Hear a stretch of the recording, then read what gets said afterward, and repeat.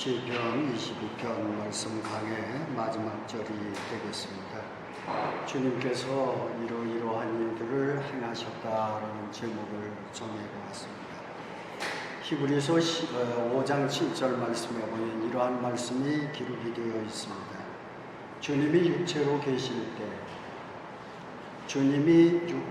계실 때 심한 통곡과 눈물로 하늘 아버지께 열심히 기도하셨다. 기도하신 후에 하나님께서 그에게 응답하셨다라고 기록이 되어 있습니다. 우리의 주님도 우리와 똑같이 육신을 입고 계실 때에 하나님의 아들이시였지만은 그분도 우리처럼 열심히 기도하셨다. 육체의 곤고함을 만났을 때에 하나님께서 소명하신 일들에 대해서 곤고한 일들이 다가왔을 때에 우리 주님도 눈물 흘리시면서 가슴 아파하시면서 기도하셨다라고 히브리서 기자는 해석하고 있습니다. 깊은 고뇌에 찬 기도. 히브리서 기자는 겟세마네 기도하실 때 예수님께서 그 고뇌가 얼마나 깊었는지 저는 이해하고 있었습니다. 이마에서 떨어지는 땀방울들이 핏방울처럼 되었다. 성경은 그렇게 말하고 있습니다. 예수께 대한 당면한 고난들이 그에게 얼마나 무거운 짐이 되었는지, 고난이 되었는지를 살필 수 있는 말씀이 되겠습니다. 우리 주님이 육체로 계실 때에 우리의 주님도 기도의 경험을 하셨고 기도의 응답도 받으셨습니다. 그렇다면 우리도 그분이 행하신 그대로, 주께서 행하신 그대로 고난과 역경을 만났을 때에 우리가 할 수 있는 일, 주님이 행하신 일을 우리도 그대로 행해야 합니다. 그것이 무엇입니까? 기도입니다. 우리의 주님이 살아계실 때에 우리처럼 육신을 입고 세상을 살아가실 때에 어려운 일을 만났을 때에 하늘을 우러러 기도하셨던 것처럼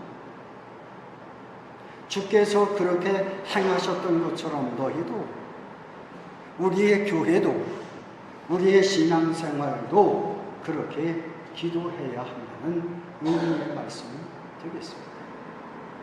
주께서 행하셨는데 우리의 주님도 하나님의 아들이시고 하나님의 권능을 가지신 그러한 분이신데 깊은 고뇌에 찬 기도를 하나님 앞에 드렸는데 너는 왜 기도하지 않느냐? 기도하는 일을 왜 등한히 하느냐? 경제적인 이익을 얻기 위해서는 밤을 지새워가며 기도하고 육신의 노동력을 다하고 지혜를 다하는데 하나님의 응답을 받기 위해서 너는 왜 기도하지 않느냐? 그러한 의미의 말씀입니다. 사도 바울도 기도의 사람이었습니다. 선교 사역을 하면서 주께서 맡겨주신 일들을 감당해내면서 그에게 얼마나 어려운 일들이 많이 있었습니다. 감당치 어려운 일들이 얼마나 많아서 헤아릴 수 없을 정도로 많이 있었습니다. 그러나 저는 열심히 기도했습니다. 기도하면서 에베소서 3장 20절에서 이렇게 말하고 있습니다. 우리가 구하는 것이나 생각하는 것 그 이상으로 넉넉한 은혜를 베푸시는 그분에게 우리 모두 다 기도하자. 내가 생각하고 내가 바라고 내가 소원하는 내가 기도하는 그러한 것들보다도 더 많이 나에게 허락하실 그분의 능력을 의지하고 기도하라. 그렇게 우리에게 권면하고 있다는 말씀입니다. 더 넘치도록 능히 하실 그분에게 기도하라는 말입니다. 바울도 기도했어요. 우리의 주님도 기도했어요. 바울이 권면을 했어요. 기도하라고 권면했어요. 오늘 이 목사도 여러분에게 권면해요. 기도하십시오. 주께서 기도하셨기 때문에 우리도 기도해야 한다는 그러한 의미의 말씀이 되겠습니다. 다시 말씀드립니다. 기도하지 않는 신앙은 죽은 신앙이요, 주님이 행하신 일들을 그대로 행하지 않는 그러한 죽은 믿음입니다. 기도하십시오. 이민자의 삶이 어렵고 곤고하고 감당하기 어려운 시험이 있다 하더라도 기도하십시오. 그러면 능하신 그분께서 내가 생각했던 것보다 더 많은 것들로 여러분의 삶의 자리에 채워주실 줄 믿습니다. 기도하는 성도들이 되어야 합니다. 성경을 보면요, 주님이 행하신 일이 얼마나 많은지, 은혜의 복을 얼마나 많이 하나님의 사람들에게 허락해 주셨는지. 신명기서의 말씀에 이렇게 말합니다. 14장 29절에서 이렇게 말합니다. 빈털터리인 레위 사람들을 향해서, 홀로 사는 여인들을 향해서, 과부가 된 여인들을 향해서, 세상살이가 만만치 않아서 곤고함을 당하는 객과 같은 나그네를 향해서 하는 말씀입니다. 너희들은 열심히 모아서 내 곁에 유숙하는 사람들을 위해서 먹이는 일들을 해라. 그 사람들의 삶이 어떠하든지 굶주린 사람들을 먹이도록 하라고 했어요. 네 손을 움직여서 먹을 것을 제공하는 그러한 사람은 재화, 물질이 하나님의 축복으로 말미암아 너의 삶의 자리에 충만히 나타난다고 약속했어요. 주님의 약속의 말씀. 주님의 약속의 말씀.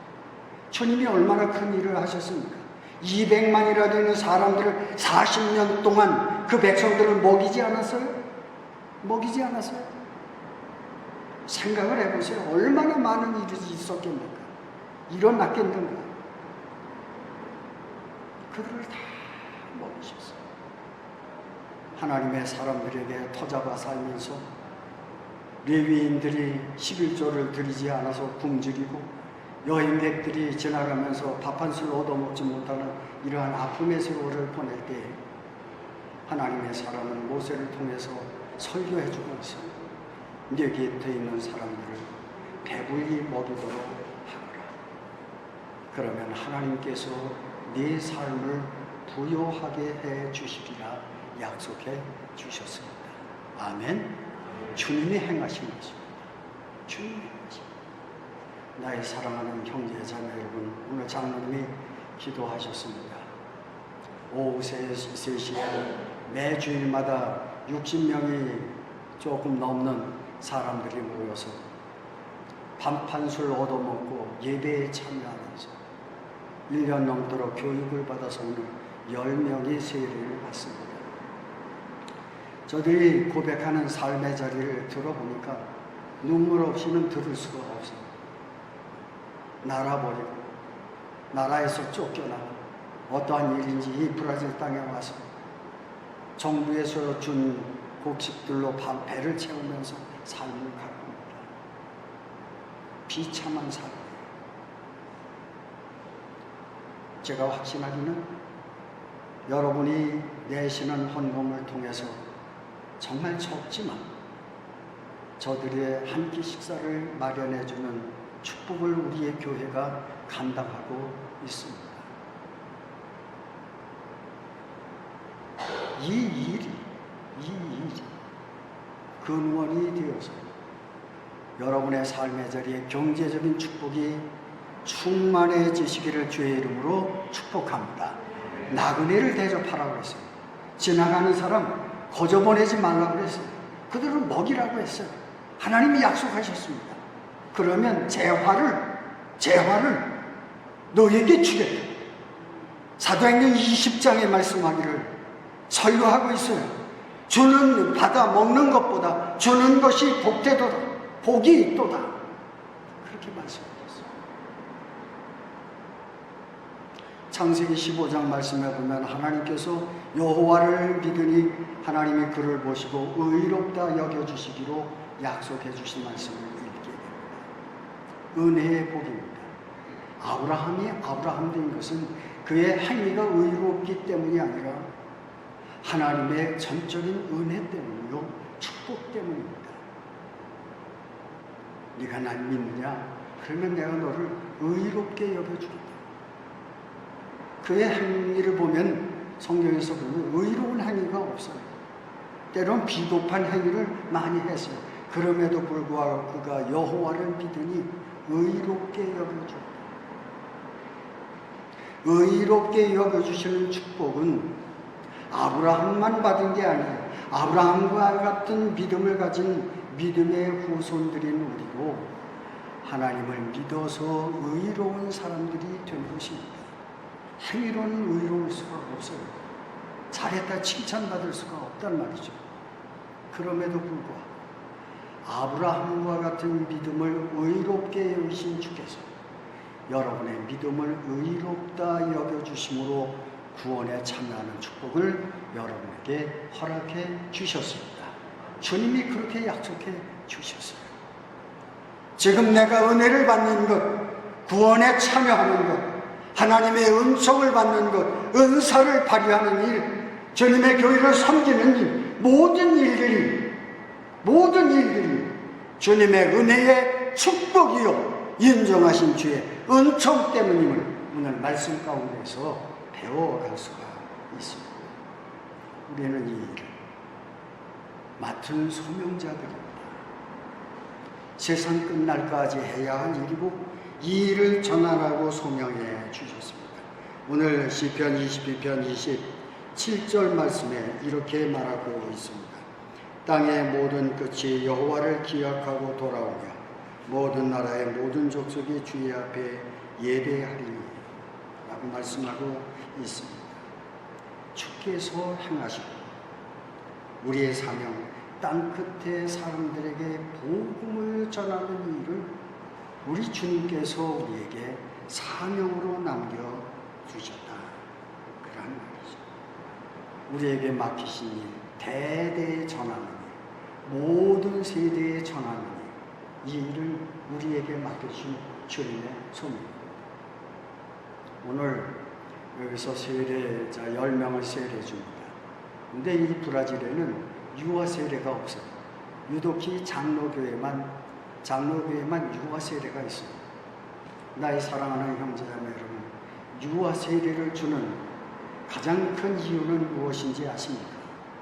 그 부모들이 이 사명을 받아서 대대로 주께서 행하신 일들을 내 입술을 통해서 내 삶을 통해서 자녀들에게 전해주기 위해서 유아 세례를 주는 것입니다. 내 신앙을 내 자식들에게 대대로 미래에 남기기 위해서 우리에게 이 소명 감당하도록 유아 세례를 주는 것입니다. 믿음을 자랑하라고 한 것이 아니에요. 미래 세대에게 언젠가는 나는 세상에서 사라지는 존재이지만 아버지께로부터 받은 신앙 때문에 현재의 삶을 견뎌내는 신앙인이 되게 하기 위해서 미래를 준비해 가시는 하나님의 축복을 이어가기 위해서 세례를 주는 것입니다. 유아 세례를 주는 거예요. 나에게 맡겨준 일. 아직 결혼한 사람에게 아직도 태어나지 않은 그 아이들에게 신앙을 전수하기 위해서, 전해주기 위해서 하나님의 교회는 이 신앙을 이어가고 있는 거예요.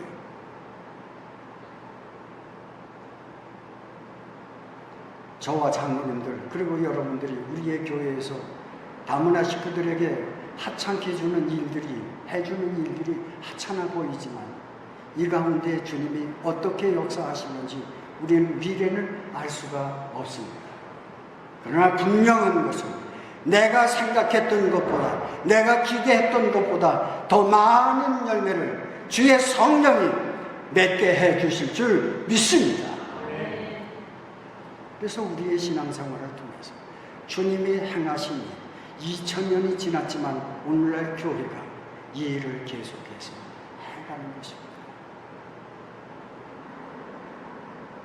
그래서 아브라함의 후손이라 얘기하고 어느 장로님의 자식들이라 얘기하고 어느 목사의 자식들이라 이렇게 얘기하고 믿음 좋은 사람의 후손이라고 그렇게 말하고 있습니다.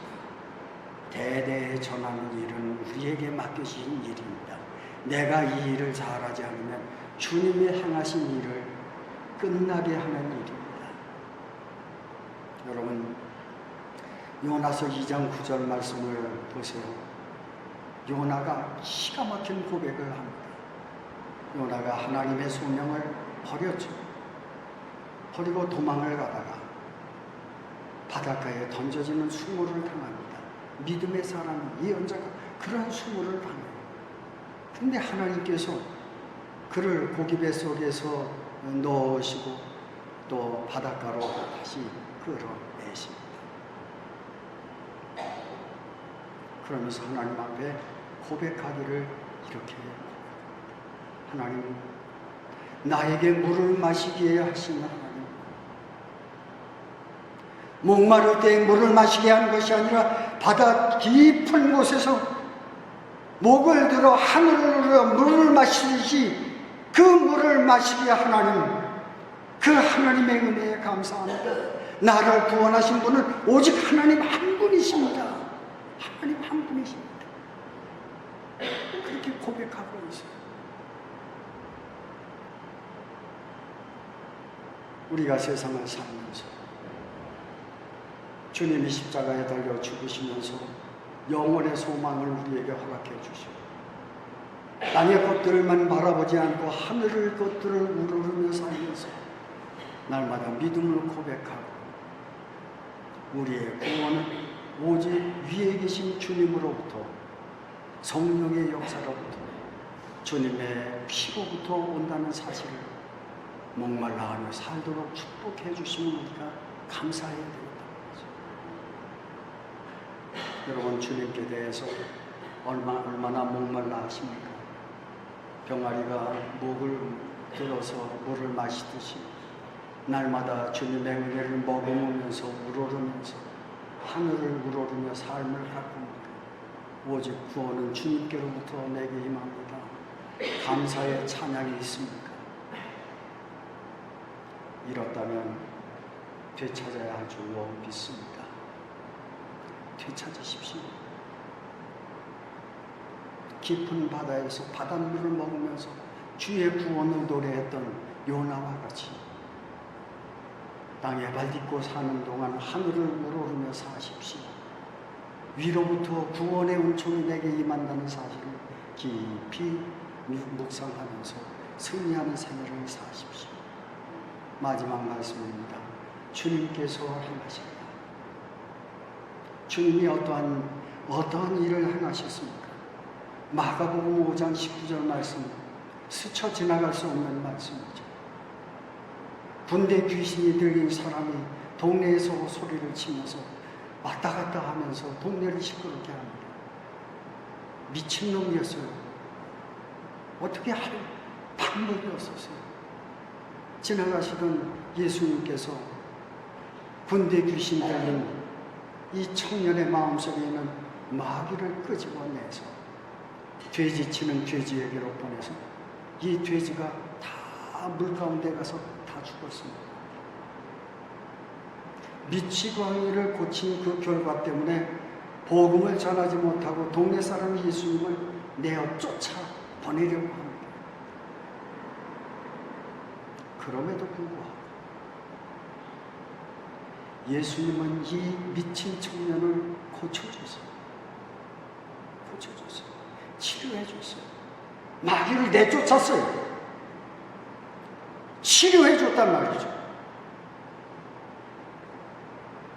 우리의 삶의 자리에 복음 때문에 고난이 온다 하더라도 영혼을 치료하는 일은 생명을 다해서 우리가 해야 할 일입니다.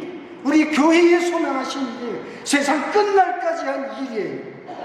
내가 놓여진 그 자리에서 마귀가 물러가고 정신이 온전해지고 우리의 삶이 온전해지는 이러한 축복이 있다면 우리에게 고난이 온다 한들 마다하지 수가 없습니다. 예수님은 정신 나간 청년을 고쳤습니다.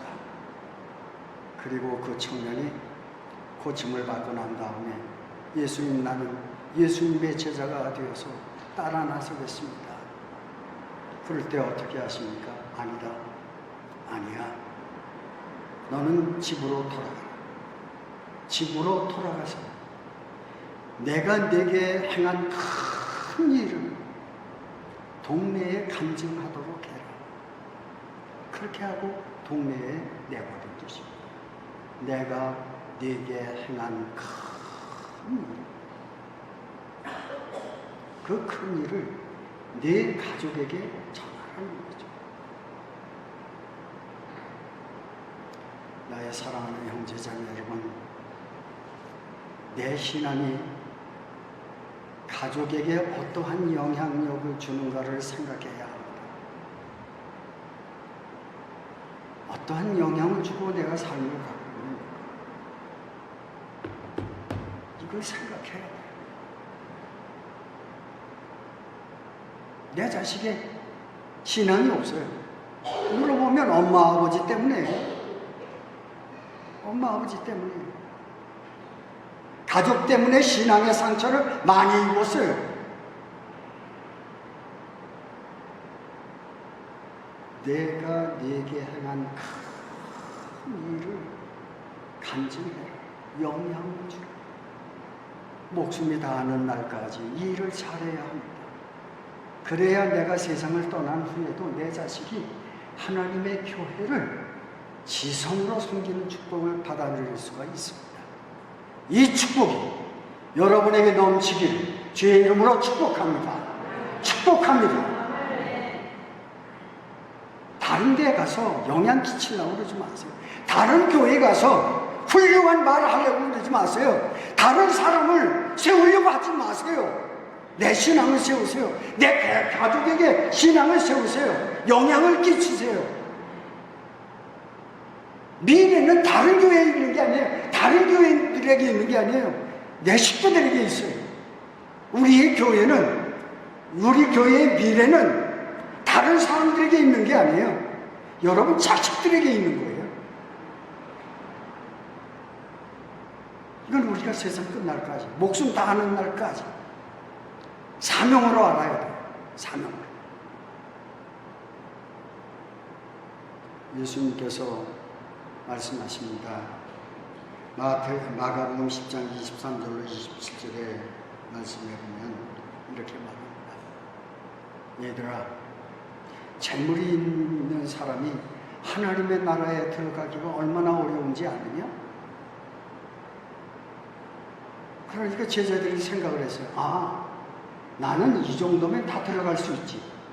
그렇게 생각했어요. 그러니까 예수님께서 아주 말을 못하니까 이렇게 말하는 거죠. 뭐라고 말했어요? 낙타가 바늘기로 통과하는 것보다 더 어렵다 그러시죠. 그러니까 제자들이 그냥 화가 났어요. 왜 화가 났을까요? 아, 그러면 누가 들어갑니까? 누가 들어가요? 예수님. 하나님 나라 누가 들어갈 수 있어요? 자기들은 들어갈 수가 있죠. 왜요? 예수님을 위해서 모든 것을 다 버렸으니까. 그렇잖아요. 여러분, 내 믿음이 이 정도면 하나님의 나라에 들어갈 수 있다고 생각하십니까? 넉넉히 들어갑니다.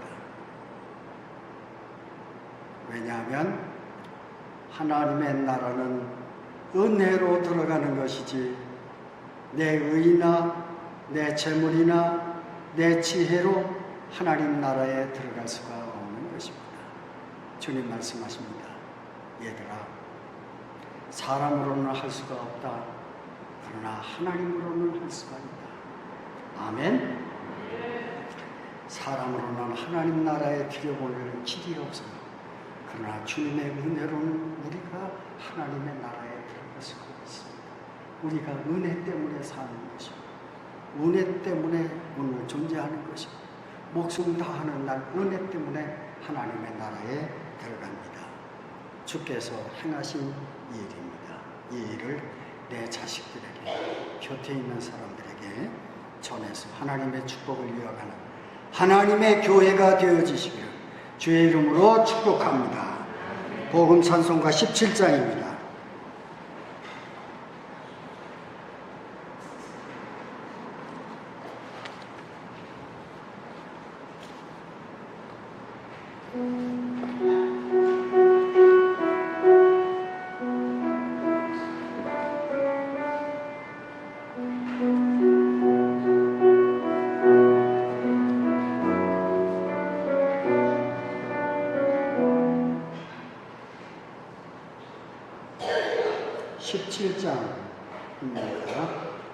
내놓은 주의 영광을 보내